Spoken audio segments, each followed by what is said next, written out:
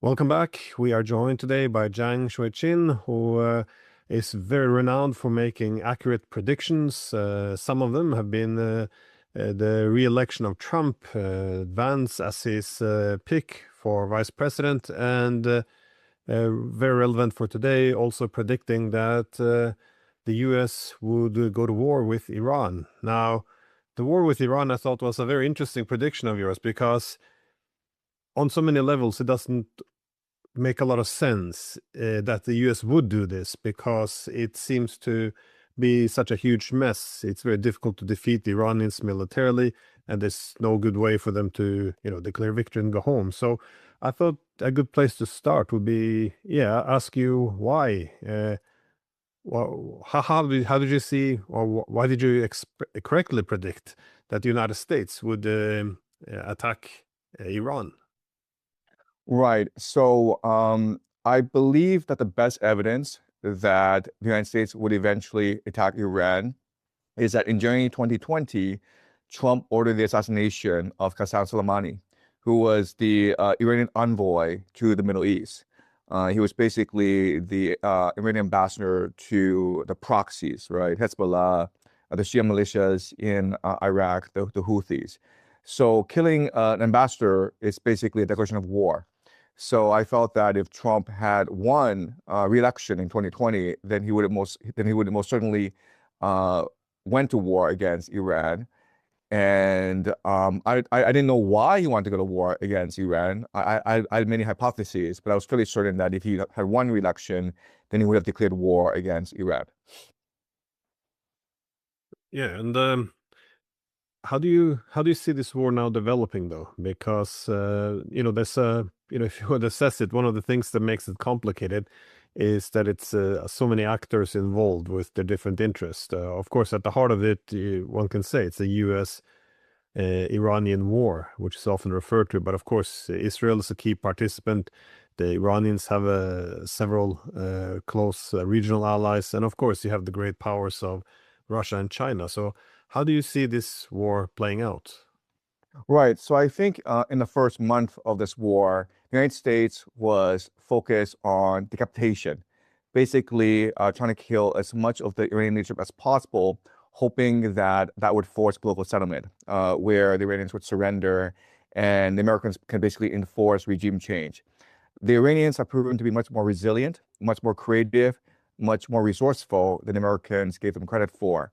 And so now the Americans have moved to phase two of the war, which is essentially a war of attrition, economic strangulation, where they're trying to destroy Iran's capacity to finance this war, mainly by destroying Iran's capacity to export oil to China, as well as to control the Strait of Hormuz. That's why Trump has declared a naval blockade against the Strait of Hormuz. And so I think that this is where the war is going to go. It's going to be a slow war that's going to be out of the headlines. Very much like what happened in Gaza, really, where maybe for the first few weeks, the entire world was disgusted by what the Israelis were doing, but they declared a ceasefire, and then slowly the attention of the world shifted elsewhere. And that's what Trump's, I think, intends to do with Iran, where he's going to try to apply as much military, diplomatic, political, and economic pressure as possible to force political settlement and trying to divert people's attention away from the war. Quite honestly, I don't think there is an off-ramp for Trump because the consequences of this war are just so vast. So, for example, if you look at the GCC nations, the UAE has suffered a great deal in this war. They cannot afford for Iran to emerge the victor in this war and to control the Strait of Hormuz. So the UAE is essentially all in defeating Iran. Saudi Arabia and Iran have a rivalry going back decades, where both are vying for supremacy in the Islamic world. And so Saudi Arabia sees Iran as a long-term threat as well. So even though Saudi Arabia has been trying to promote a diplomatic solution, their best interest is to also see a defeated Iran. Bahrain is right now under a lot of threat because most of the population is Shia Muslim, and their leadership is Sunni, and the leadership is not very popular there. And the Iranians are very much intent on promoting revolutions across the Islamic world. So these three nations, Saudi Arabia, UAE, and Bahrain, possibly also with Kuwait as well, they want to see this war fought to the end. The Iranians don't want to go back to the status quo where they were sanctioned. They now have control of the Strait of Hormuz. They want economic relief. They see the Strait of Hormuz as their main leverage point against the Americans. So they also want to see this war fought to the end. The Americans are stuck because of the petrodollar, where if they leave, basically these GCC nations would start trading in multiple currencies, including Chinese yuan, including in gold. And so this would collapse the American economy because they're so dependent on investment from the GCC nations. The GCC has trillions invested in America, and they're forced to repatriate these trillions back into the GCC in order to pay reparations to the Iranians. Then this would spell catastrophe for the American economy, especially the AI sector. Israel is intent on the Greater Israel Project, and they see this as an opportunity to redraw the map of the Middle East in order to achieve the Greater Israel Project. Israel wants this war to continue for as long as possible because they believe that the Arabs and the Iranians would destroy each other in the process. And when the smoke clears, they would have achieved the Greater Israel Project. So essentially in the Middle East, there are too many powerful individuals who want to see this war fought to the end, and no one can really countenance a defeat. Yeah, no, I agree. It doesn't appear to be any any pathway to well, to a political settlement which would be acceptable to both sides. But in terms of the interest of the U.S. to reduce the intensity of this war, as you said, just to max pressure on, blockading its ports, trying to suffocate its economy, it's not clear to me why the Iranians would accept playing this game, though, to allow the Americans to fight this war on their premises, on their conditions. So, wouldn't the Iranians have an interest to essentially put down their foot and open up this blockade by hitting back hard at the U.S. bases of the region, shutting down the Red Sea, or whatever else they can do in order to prevent the U.S. from, well, going to this slow suffocation of Iran and calling it peace? Right. So I completely agree with your analysis. I think that the Iranians, for the first month, were winning this war. They were proactive. They had the initiative. They were basically controlling the tempo of the war. With a ceasefire, this dynamic has completely changed. Now the Americans actually are more proactive. I would say the Americans are now dominant actually in that region. And I think that why a ceasefire was negotiated was that China applied a lot of pressure on Iran for the ceasefire. The GCC nation states trade a lot with China, and in mid-April, the UAE leader, MBZ, visited China on a state visit and basically told the Chinese, listen, we're in a lot of trouble. And the reality is that China trades with everyone. So yes, they get a lot of oil from Iran, but they actually get more LNG from Qatar. So the Chinese statecraft is trying to focus on win-win global peace. And so China doesn't really care how this war started. It doesn't really care who started this war. It just wants this war to end. And China right now is very focused on opening the Strait of Hormuz. So I think the Chinese applied a lot to like pressure through Pakistan. Pakistan was a front man, but China was working behind the scenes. And so I think it was only because of Chinese involvement and Chinese security guarantees that the Iranians agreed to a ceasefire. But this ceasefire, and this is really important for people to understand, is it's caused actually a rift between the political leadership and the military leadership. The political leadership in Tehran wants to see a negotiated political settlement as soon as possible because they're really afraid that if this war goes on for too long, the Iranian economy would collapse, Iran will be isolated diplomatically, and the population may revolt against the government. The military leadership under the IRGC, they want to see this thing fought to the bitter end because the Americans killed their leader, Qasem Soleimani, and they killed their spiritual leader, the Ayatollah Khamenei. So now there's this rift in between the political and the military leaderships, And I think this could have tremendous consequences as this war continues.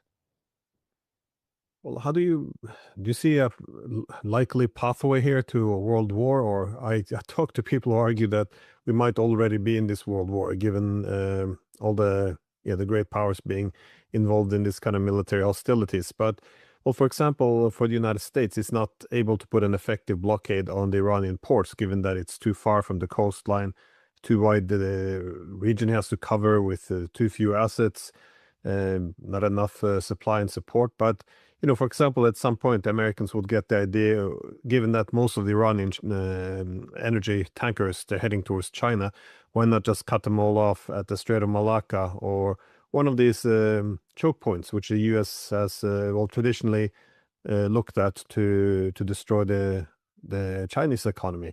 So and also, of course, you see now Russia, at least reportedly, providing more and more support for Iran, not just intelligence, but weaponry. Again, it's hard to know exactly what's being done due to the fog of war here, but do you see a pathway into a world war now? I think we're already in World War III. It's just like the way we understand war is different in the 21st century than in the 20th century. So 19th century war was essentially about armies clashing on the battlefield. Like World War I was just trench warfare. And it was easy to see as war because these armies were just killing each other on the trenches. World War II was about destroying the state's capacity to fight the war. So basically targeting civilian populations. So for example, the fire bombings of Germany and Japan were what allowed the Allies to win the war in the end. It's something that's not really discussed, but the fire bombings were really destructive, killed a lot of civilians, basically destroyed the state's capacity to manufacture the weapons necessary to fight a war. And that's how the Allies won. So that's the 20th century warfare. 21st century warfare is different in that it's ultimately about economic strangulation and forcing your opponent to submit and causing domestic unrest. And I think World War III, the two main combatants are America and Russia. And already we're seeing this massive war in the oceans where American ships are trying to target and board, basically seize Russian shuttle fleet tankers. These are just acts of piracy. And the Americans have already, I believe, seized two Russian oil tankers. And so I believe that in the future, what's going to happen is that the Russians are going to arm and militarize the shuttle fleet. And so we should see a massive war in the oceans in the next few years. So this war is primarily economically between Russia and America. Another aspect of this war is sabotage, right? So we're seeing these Ukrainian drones striking at Russian oil refineries. We're seeing oil refineries being destroyed all around the world. So basically, it's economic warfare, it's economic strangulation. Now, China is key to this because the American strategy vis-a-vis China is different from the American strategy vis-a-vis Russia. So America just wants to destroy Russia economically. But actually, China is very important for America to maintain its debt financing. So right now, America has about $39 trillion in debt, and it needs China to continue to buy U.S. treasuries. So America is trying to create a situation in which China is forced to buy U.S. treasuries and allow America to maintain the Ponzi scheme. And so it doesn't want to destroy China economically, because if you destroy China economically, then China is just going to choose a nuclear option and offload all its U.S. treasuries, causing a panic in the global economy. So what America wants to do is basically try to pressure China into an economic settlement. And so if you look at what happened in Venezuela, right? So on January 3rd, America kidnapped Maduro. And you can make the argument that the entire point of that was to signal to China that America controls the Western Hemisphere. This is something called the Monroe Doctrine, or the Trump corollary to the Monroe Doctrine. And China has invested trillions of dollars into South American infrastructure, ports, refineries, railways, because China needs the food, resources, and energy from South America. So what Trump is trying to say to China is that if you want to buy anything in North America, you have to go through us. We will collect a tax. And the tax is for you to open up your financial market and for us to be able to sell stable coins to your population. Okay, so stable coins are just digital currency backed by U.S. treasuries. So the entire strategy is institutions buy U.S. Treasuries, and then individuals can buy U.S. stablecoins. And so the United States is invested in having the Chinese economy do well, and then forcing the Chinese to buy more U.S. Treasuries and more U.S. dollars in order to sustain the U.S. economy. And that's the strategy for the Americans going into into the next 5 years. And that's why Trump is actually visiting Beijing in a couple of days. It's a 3-day visit, and I think that they're going to prepare the groundwork for a grand bargain between China and the United States. And there'll be 3 areas to look out for, I think, in these negotiations. And these negotiations will take over the course of the next year. Okay. The first is trade. And again, I think what's going to happen is that China will agree to buy more resources from the Western Hemisphere, specifically LNG from America, in order to sustain its manufacturing sector. Okay, that's the first thing, the trade. Second is that second issue is Taiwan, where in order to better facilitate trade between the United States and China, Trump is going to declare that Trump is going to declare that Taiwan and China are the same political entity. He's going to refute Taiwanese independence. So that's the second thing. And the third thing is that I think you'll see massive cooperation in AI, where both nations agree that AI is the future, and they will agree to share technology and cooperation in developing AI that is safe and effective for the entire human race. So I think that when Trump visits Beijing, the signal will be given that there'll be a rapprochement between the United States and China. And again, the entire goal of the United States, and I can't say this clearly enough, the entire goal of the United States is to turn China into an economic vassal of the American empire. Yeah, but surely China must see, the path they're on, that the US isn't really seeking peaceful coexistence, but instead that is as two equals in a multipolar system, that it's seeking to I guess essentially to restore its dominance. But how do you make sense of how the Europeans fit into this? Because at the moment it looks as if they're preparing themselves for buying energy from Americas, and then America can essentially sell its energy to the Europeans while importing cheaper energy, for example, from Russia. I mean, is this also essentially setting up the Europeans as vassals? Because economically, it appears to be going that direction. Well, unfortunately, the European leadership has already been vassalized, right? So you go back to 2022 when the war between Ukraine and Russia first started. The Europeans froze $200 billion of Russian assets at the bequest of the Americans. This destroyed the legitimacy, credibility of the European banking system. The Europeans stopped buying Russian energy, and this destroyed the European economy. The Nord Stream pipeline was destroyed, and the Europeans knew who did it. Everyone knows who did it, but they insisted it was the Russians who did it. So in many respects, the Europeans have already been vassalized. And now the Europeans are already discussing drafting men to go fight in Ukraine. If the Europeans did not provide the financing and the political support to Ukrainians, this war would have been over 2 years ago.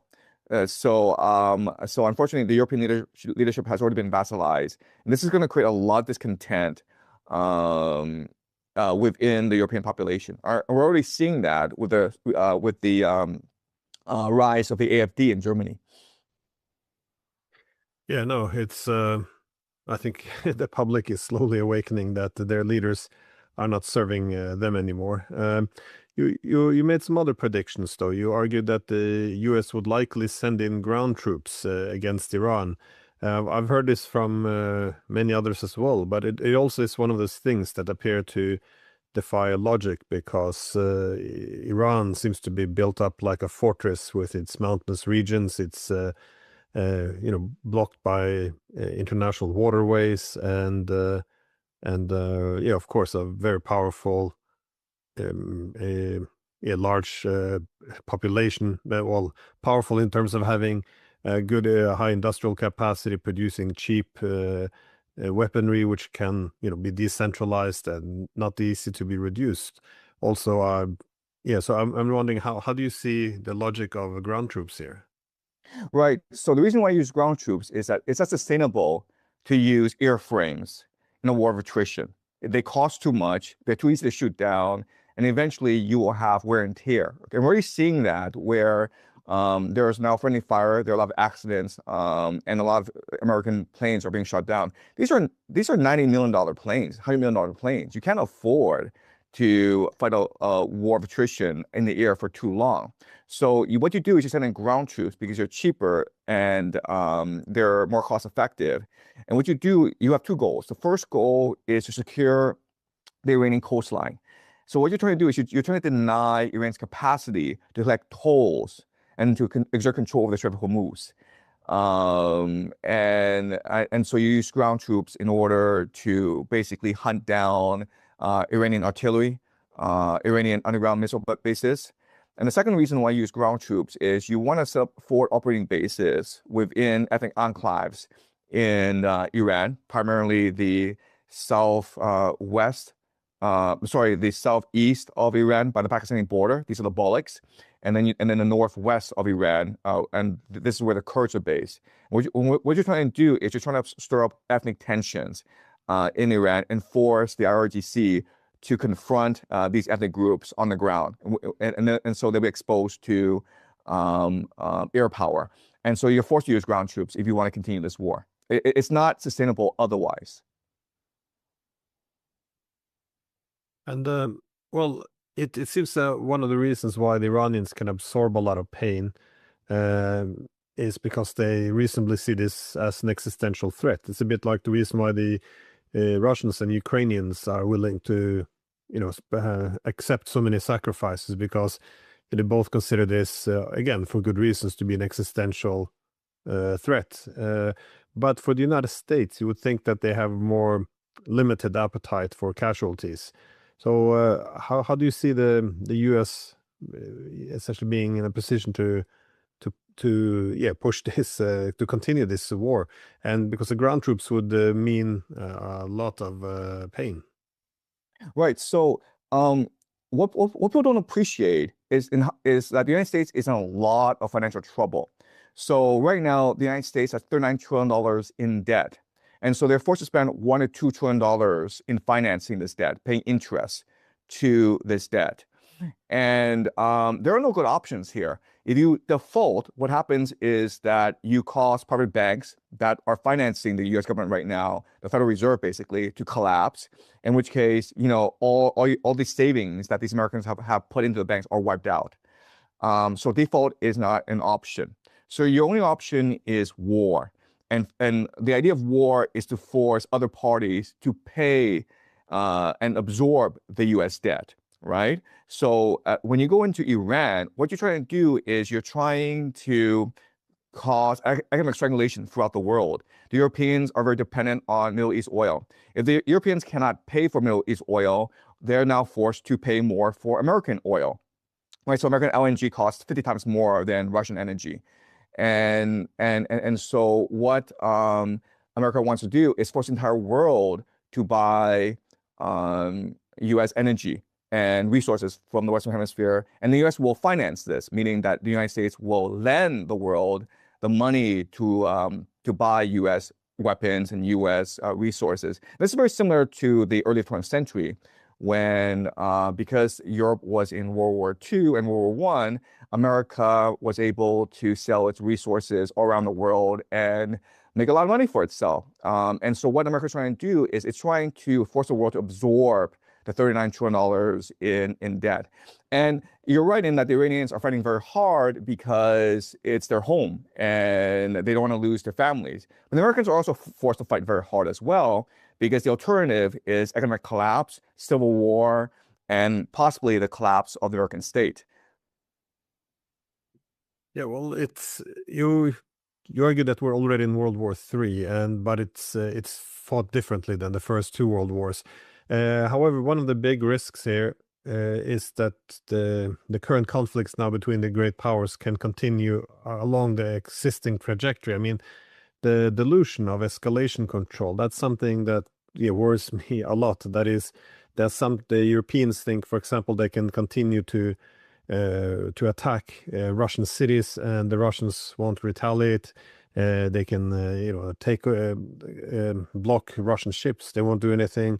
Well, might be able to put um, to cut off China's access to energy, and they necessarily won't do anything. And of course, the U.S. can have an economic crisis tomorrow and begin. Things can easily spiral out of control. It just seems to me that yeah, the path we're currently on, it seems very temporary. Do you see I guess a clear I guess yeah, path forward in terms of the great powers beginning to escalate against each other, because it doesn't seem sustainable in any way what's happening now. Right. So I think the calculus is this. The calculus is that if you do nothing, you might have a situation like the 1848 revolutions, when all the monarchies in Europe in 1848 were at the precipice of being overthrown by popular rebellions. Okay. And if you do something, you might end up in World War I, where millions of people just died in the trenches, and it seemed as though the world was about to end. So if you're the elite in Europe and America, you would much prefer the World War I option as opposed to the 1848 option. And that's a stark choice facing the global elite right now. You either do nothing, and then your populations revolt against you because you're incompetent, you're greedy, and you're corrupt, or you send them to die off in the trenches of Ukraine, to send them to die in the mountains of Iranian in order to reduce the political tension at home. And I know this is very blunt, and I know this is very stark, but at the end of the day, the elite have dug themselves a huge hole. Yeah. Well, a key actor here though is Israel. They we see again the ambitions being quite clear, but at the same time, they seem to have a lot of profound problems. They have very deep divisions in society, something that seems to border to, well, close to a civil war. You have this greater Israel initiative, which puts them at odds with their well, all of their neighbors almost. Their main protector is the United States, which is in relative decline. You have the emergence of new great powers in the region, which are less empathetic to Israel, and even the United States is losing. You see again quite a fascinating trend, which is that the the standing of Israel, how Americans perceive it, it's in free fall. I haven't seen this in my lifetime, at least, the way the Americans are now turning a bit on Israel, at least the population, as you said, the elites or political establishment, they still, continue as nothing has happened. But where do you see Israel ending up here? So unfortunately, Israel has become a death cult. It's very eschatological. It's only minority people, right? You have these religious extremists who've taken control over the Israel government. Um, and they believe that what's happening in the Middle East will lead to the coming of Messiah. So as long as they stick together, and as long as they push history forward, they want to accelerate the process, then God will save them. So I mean, the calculus, it's very diabolical, it's very cynical. But what they believe is this: the world is headed towards collapse. The world is headed towards decline. And so there's going to be chaos throughout the world.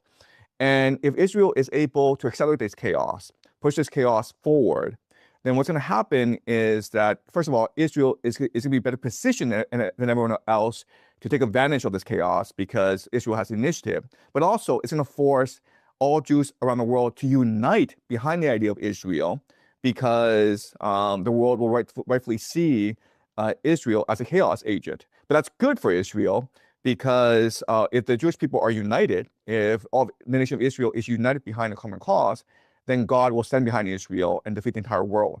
And unfortunately, that is very much a calculus of these religious fanatics in Israel today.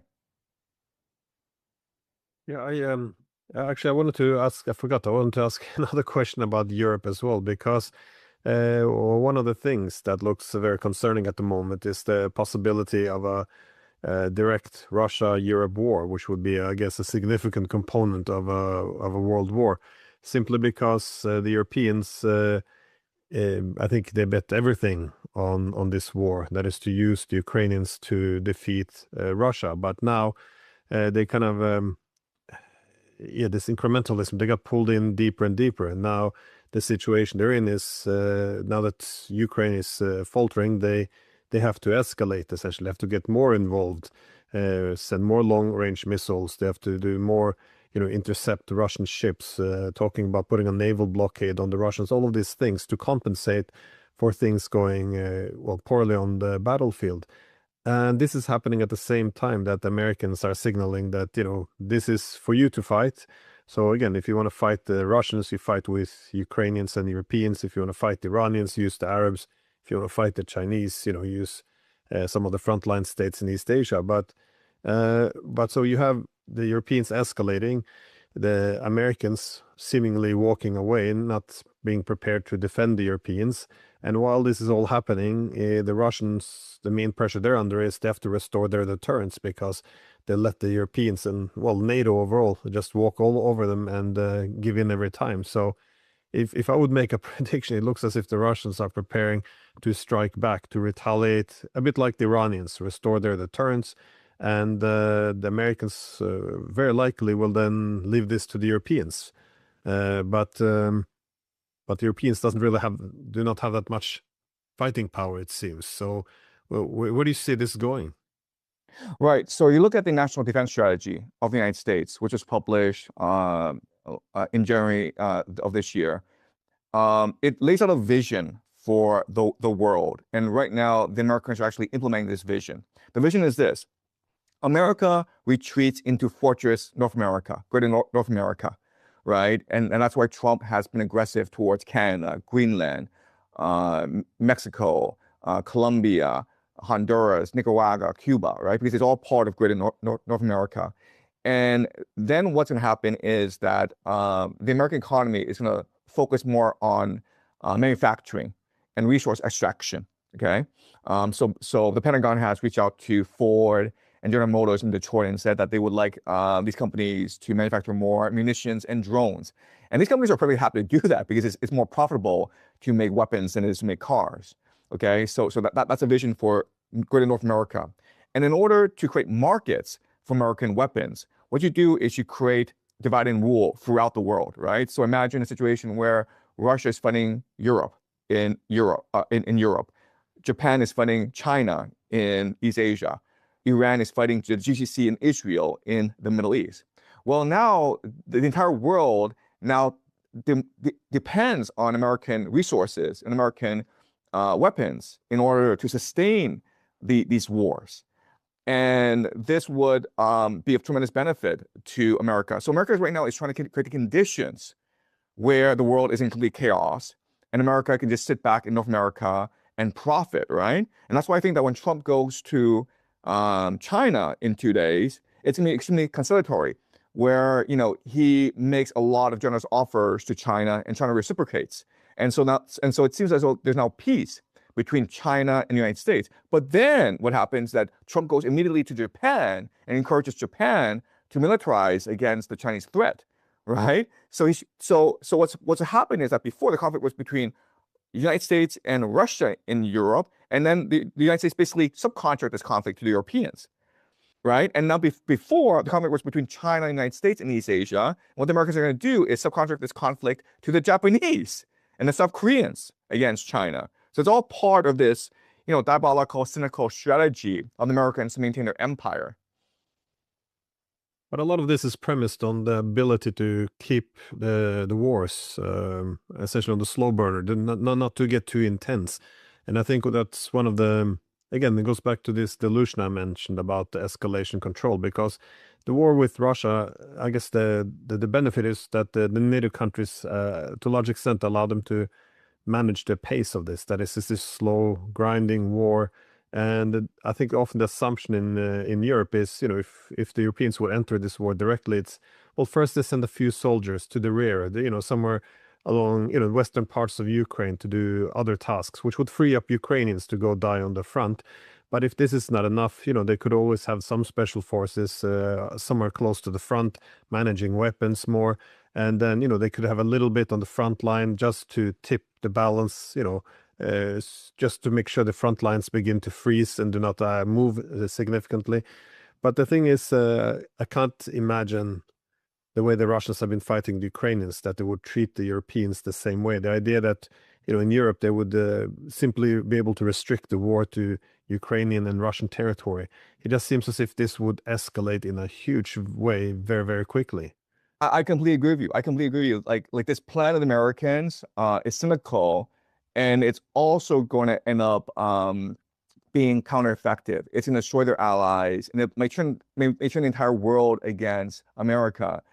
But the reality is that America is desperate to maintain its empire, and it's willing to burn down the entire world in order to maintain its empire. So that's the situation we are in. I also point out that if you look at the battle lines in Ukraine, I believe the European special forces are already in the battle. So last year, it seemed as though the Russians had a major breakthrough, and it seemed as though the Ukrainian front lines were exhausted. They basically broke down, and now there's a certain like new energy to the Ukrainian front lines, and they're winning back territory. So I have to believe that European special forces are already on the ground in some capacity in Ukraine, and because of mission creep, we should expect an escalation. Look, and also the Ukrainians are striking at Russian oil refineries, and this is going to compel the Russians to hit the Ukrainians much harder. The Russians have been extremely methodical in their attacks against Ukrainians. They've not targeted Ukrainian power plants. They've not targeted critical civilian infrastructure, and now they will, because they appreciate that this war will now be between Europe and Russia, and it'll be fight to the bitter end. So when the Europeans become the new Ukrainians, that is to fight to the last European, do you see the United States sitting this one out, or do you, or The, would the they the hit the balance? entire U.S. strategy is for Europe to fight the Russians to last European, as you say, and they'll sit this out because they have absolutely no interest. All they want to do is cause as much conflict in the world as possible, and then continue to sell weapons and resources to Europe, and they will finance it, and thus force the world to absorb U.S. debt. It's very clear what's happening. Even the Europeans know what's happening, but unfortunately, the entire European leadership has been vassalized by the Americans, and the European leadership is very much afraid of their own population. These are bureaucrats who just want to maintain power. So it's going to basically take a popular revolt for policy to change in Europe. Just the last question on this topic, though, is given that the Russians and Iranians now, I think Russians and Chinese, they kind of see that the U.S. push for peace in Ukraine, it seems a bit deceptive now. It wasn't a push for peace; it was outsourcing the war to the Europeans, and that a key target in Iran seems to be the Chinese.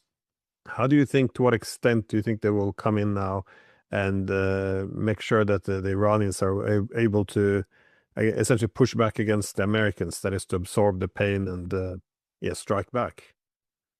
Right. So, unfortunately, the Chinese tend to have a very short-term utilitarian approach to geopolitics.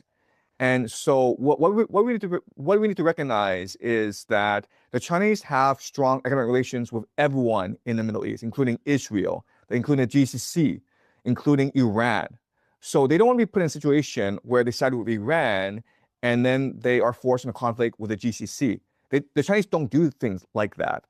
They believe very much in balance and harmony. And so the Chinese have been applying a lot of pressure on the Iranians to reopen the Strait of Hormuz and to basically end this war as much as possible. Now, it's completely unfair because it's Americans and it's really to the aggressor. But unfortunately, you can't reason with bullies, you can't reason with thugs. So the Chinese are stuck trying to reason with the Iranians.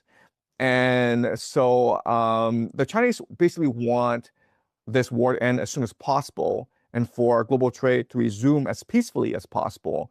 But unfortunately, the Chinese are not taking a long-term geopolitical approach to the situation in the Middle East. They don't really acknowledge the fact that the Americans are hell-bent on maintaining their empire. And in the long term, it's not really in the benefit of China to side with the Americans. But in the short term, and really only the Chinese care about the short term, the Chinese are stuck working with the Americans. What is happening within the United States then? I've heard you argue that it's a quite a strong possibility that Trump may seize a third term, that the U.S. might impose the draft again to get enough manpower into the army. How do you see this future for the United States? Because again, I think a key issue for the Americans is they often have this grand strategy in place, but they often lose sight of the societal component. That is, for example, in the beginning of the 90s, they had all these new trade agreements, which would give the Americans, extend the intellectual property rights. It would give the Americans competitiveness in tech, in the finance, and essentially, the areas where there's high revenue and high dependence, while they, in return, outsourced their industries. So a bit like a modern version of repatriating or repealing the Corn Laws, just to divide the International Division of Labor. But again, the impact on the United States was quite disastrous. Again, the whole idea that that is the Americans, will develop the iPhone and the Chinese can put it together. It didn't make much sense, because what happened was the manufacturing base of the U.S. as this left, there was, you have massive social problems, which is what has caused a lot of this political, economic, and social instability. And at the same time, the Chinese essentially learned how to make that iPhone themselves. So now they don't have the lower parts of the global of the supply chains. They can't produce anything, and also they don't dominating the top tiers anymore of these global value chains. But it seems that they not yet again neglect that all these wars. I mean, if you want to shut down energy competition around the world, the Russians, the Venezuelans, the Iranians, you can go on. Yes, it can make greater dependence on the U.S., but it's going to create shockwaves, though, through American society, which will destabilize to a great extent. Sorry, it's a very long way of asking. How do you see the possibility of a Trump third term and draft, other ways of managing, I guess, a population which is also to some extent in a pre-revolutionary era? Look, at the end of the day, the American empire is able to control Trump. And Trump is a chaos agent, but he is doing the bidding of the American empire, right? So everyone's attention is focused on Trump and think it's all Trump's stupidity that is leading to all this chaos around the world. But if you actually read the national security strategy, you just think about game theory and how the Americans benefit from all that's going on, everything Trump is doing makes sense. The issue with Trump, why Trump is important, is Trump is willing to do these things. Biden was supposed to do these things, but he didn't do these things because he was afraid of looking like a complete idiot. And he didn't want to be another Hitler, right? He didn't want to be the bad guy. And so it's actually very hard to find someone like Trump who's willing to be the bad guy, who's willing to be the scapegoat, and who's willing to act rashly without thought. So remember back 2003 during the war against Iraq, everyone knew it was about oil. Everyone knew it was about the American empire, and you had protests around the world against this act of aggression against Iraq. But now, in this blatant act of aggression against Iran, you don't have protests around the world. Everyone's focused on Trump and thinking that if Trump would be gone in 2 years' time, and then the world will return back to normal.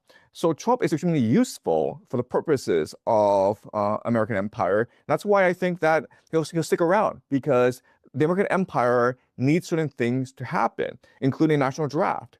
So the reality is that for the past few years, America has been trying to onshore manufacturing back from China, and it doesn't work. And there's a really good reason why it doesn't work, because the American population has become complacent. It's become lazy and corrupt. Think about all these American young people who are trying to make their fortunes trading cryptocurrency or gambling online. and spend all their time on OnlyFans. I mean, the empire has made America an extremely corrupt and lazy place where young people aren't able to contribute effectively to the economy. The problem isn't the lack of manufacturing jobs. There are lots of manufacturing jobs in America. The problem is you don't have young people in America who want to work these blue collar jobs. They don't want to work for like $10 an hour. They much rather, gamble and try to make $1 million in a year. So you need a national draft not to fight wars, but to discipline your population, to train your population to be much more compliant, to be much more desperate, and to have like real skills. That's the reason why you need a national draft. Yeah.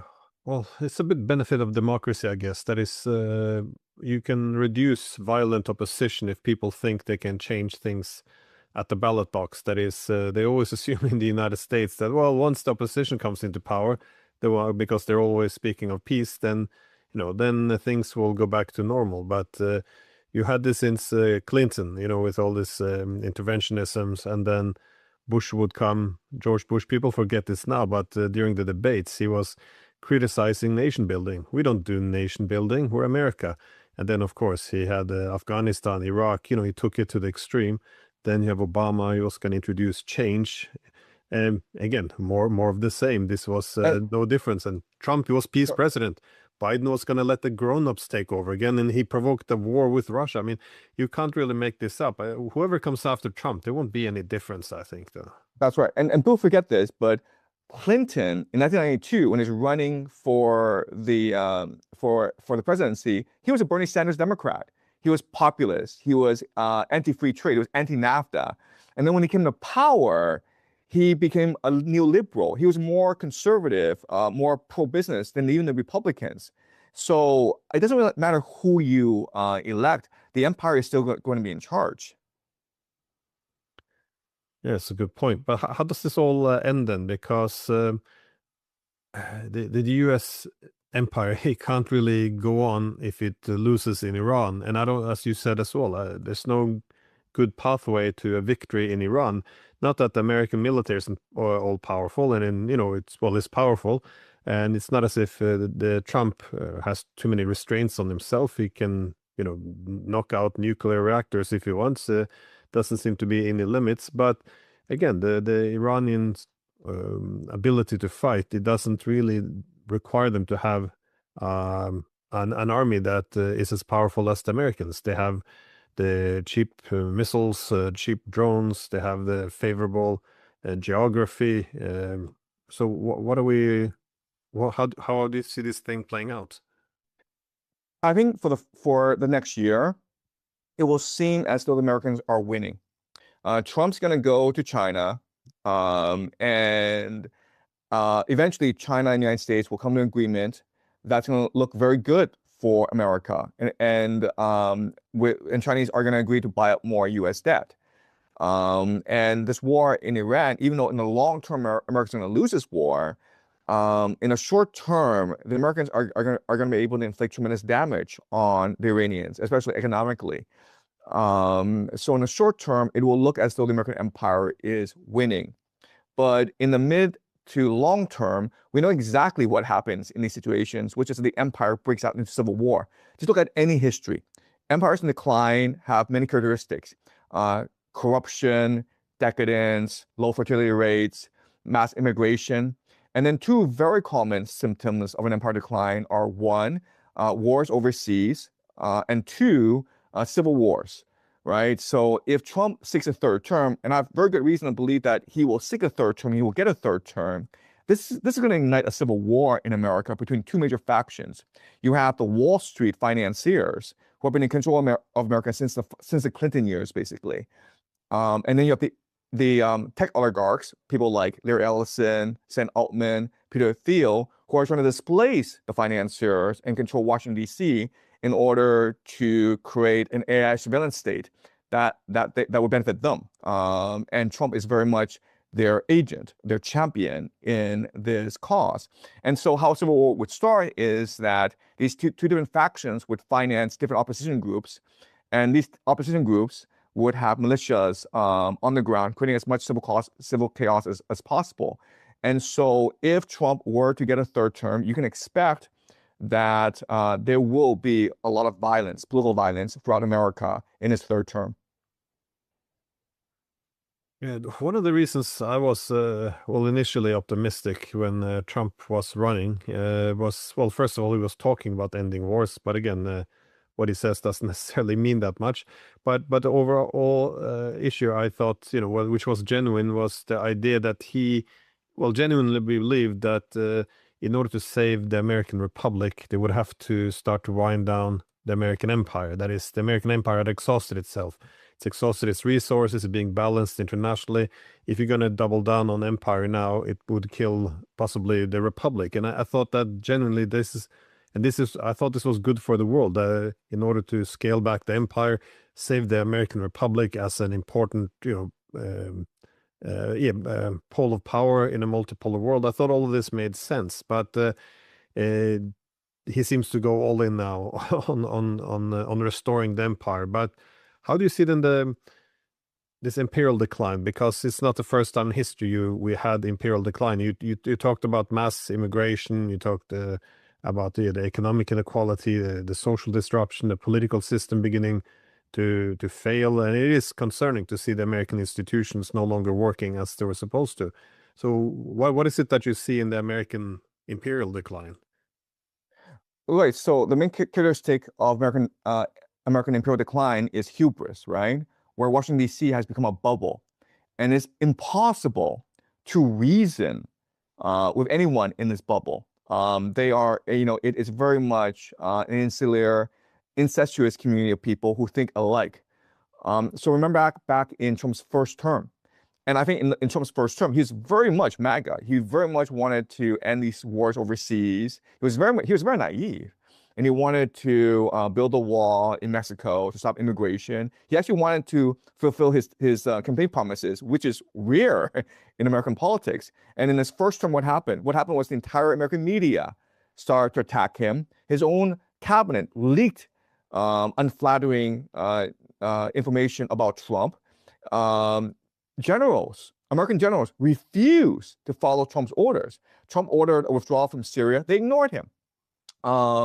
The chairman of the Joint Chiefs of Staff, Mark Milley, called the Chinese and told the Chinese, ignore this guy. He's not in charge. That's treason.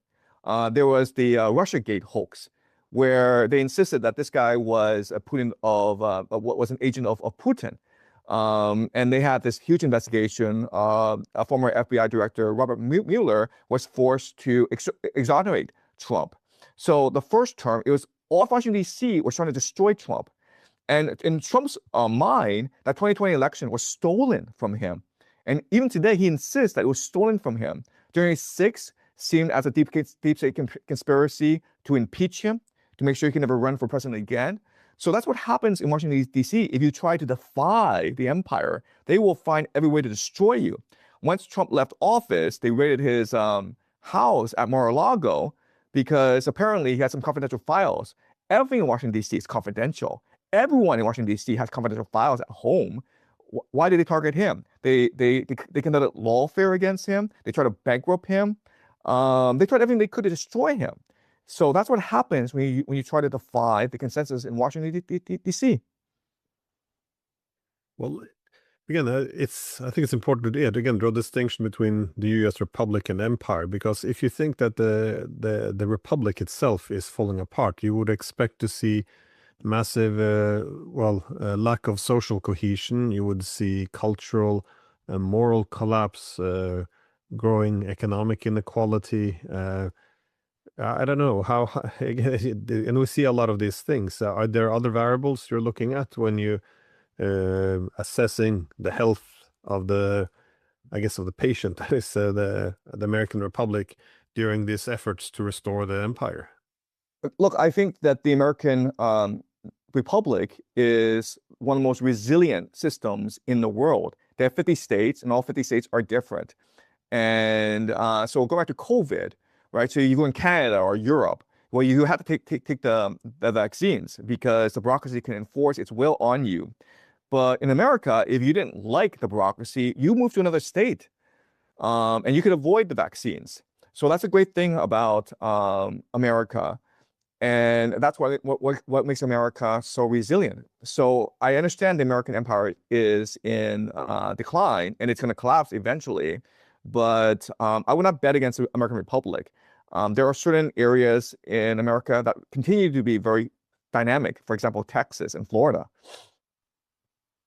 Yeah, no, I often make the comparison between the US and Europe because in Europe they often think of themselves as being more stable. The governance is more responsible, but it's even they look at the US is said as a big echo chamber. But at least in the US, you do have different views. You have different pockets in Europe now. It's not it's really one big echo chamber. It's one position you can have on key foreign policy issues.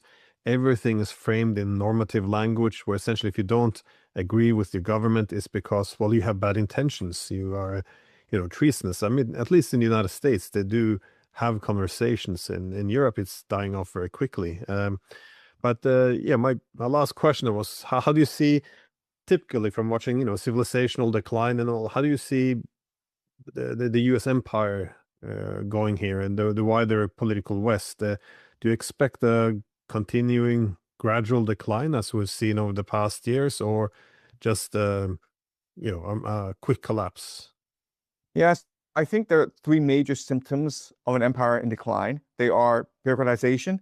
You have this huge imperial bureaucracy in Washington, D.C. that's no longer accountable to the people. You have financialization, where Wall Street is in control. You have individualization, which is like everyone sees themselves as an island. You lose social cohesion.